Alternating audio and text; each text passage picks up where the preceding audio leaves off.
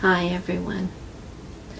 Having been made aware of spiritual error in my own life, being a former Jehovah's Witness, I think the reading today of Sundar Singh's approach is one that is useful to any Christian in ministry to unbelievers, and they should take note of it.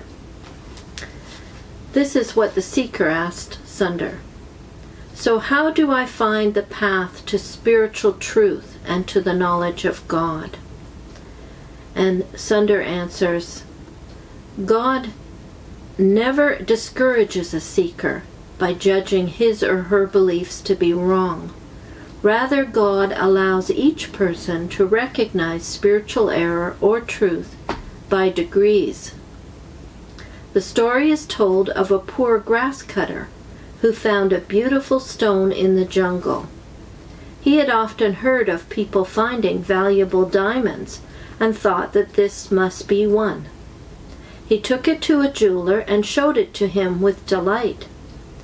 Being a kind and sympathetic man, the jeweler knew that if he bluntly told the grass cutter that his stone was worthless glass, the man would either refuse to believe it or else fall into a state of depression. So instead, the jeweler offered the grass cutter some work in his shop, so that he might become better acquainted with precious stones and their value. Meanwhile, the man kept his stones safely locked away in a strongbox. Several weeks later, the jeweler encouraged the man to bring out his own stone and examine it. As soon as he took it out of the chest and looked at it more closely, he immediately saw that it was worthless. His disappointment was great. He went to the jeweler and said, I thank you that you did not destroy my hope, but aided me instead to see my mistake on my own.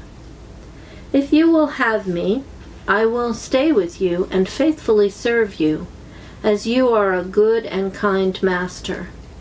In the same way, God leads back to truth those who have wandered into error.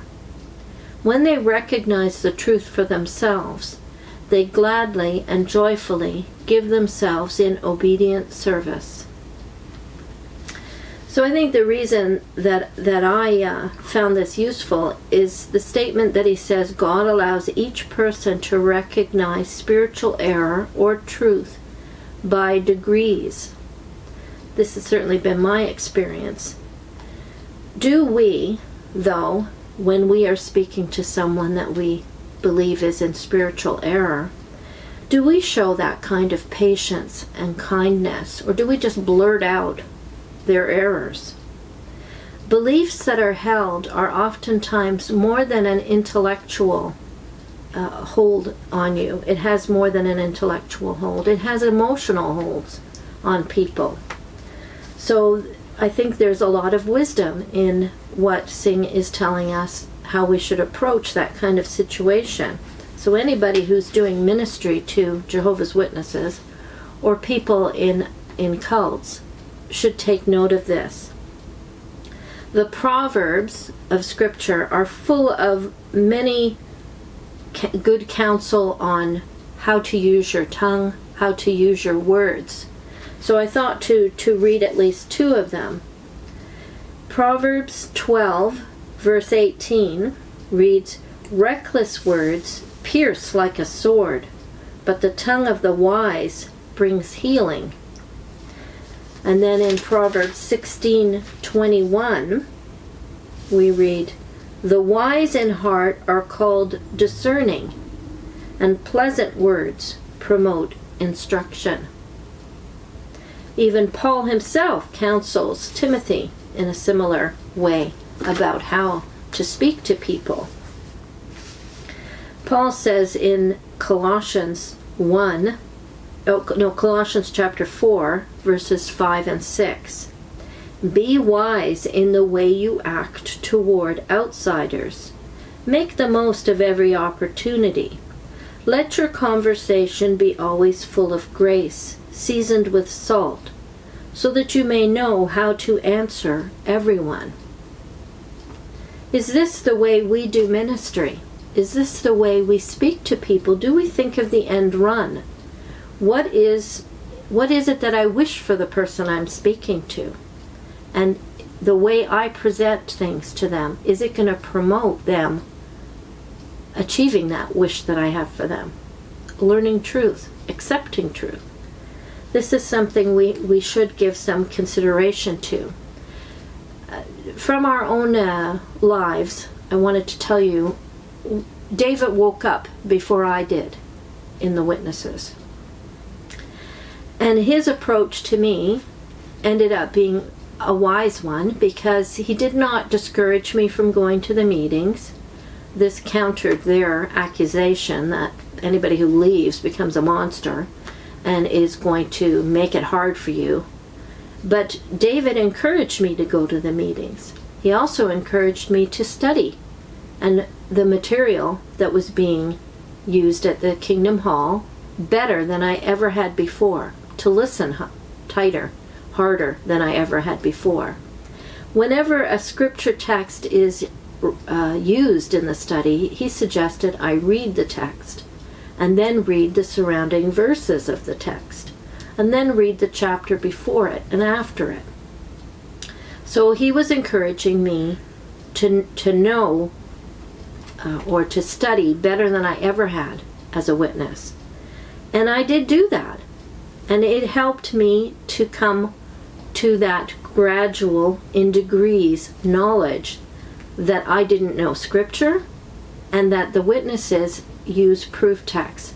They don't look at the context. And so I came to understand on my own what was wrong with the Watchtower. We met another couple in recent years who did a similar thing. The husband woke up first, and when he spoke to his wife about his concerns, of course she was still unwoken.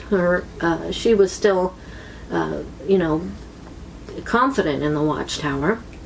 So of course she's alarmed at his doubts, and she concludes, as most witnesses are told, if you have doubts, do more, be more active, take it more seriously. So this is what she suggested. Maybe it's because you aren't serious enough about the faith. Maybe we haven't, as a family, done enough. So the husband wisely said, okay, we will. We will commit ourselves to doing more. We will study for all the meetings.